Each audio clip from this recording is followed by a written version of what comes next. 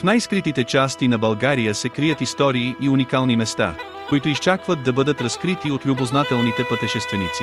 Едно от такова място е язовир Доспат, около който се разпростират покрайнините на спокойното градче от селски тип Сърница.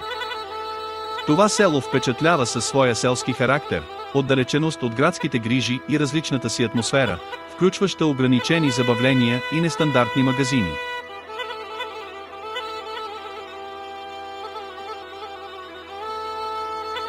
Язовир Доспат, разположен в Родопите, е едно от най-красивите водни обекти в България.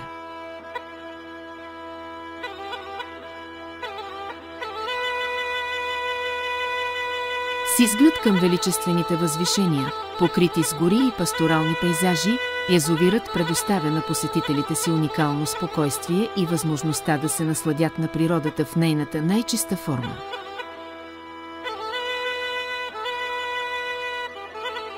Тук времето сякаш е спряло, а гледката от брега на водата е наистина завладяваща.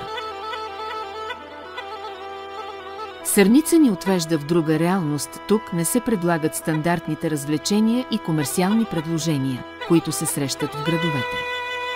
Вместо това, селото ви кани да изследвате неговия неповторим дух и специалните местни продукти. Село Сърница е населено предимно от мюсюлмани, което оказва силно влияние върху хранителните навици на местното население.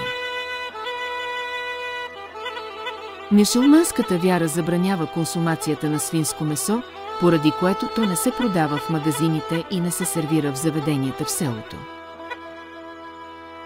Този аспект на културната и религиозна идентичност на Сърница е наистина интересен и заслужава внимание, тъй като подчертава уникалния характер на селската общност.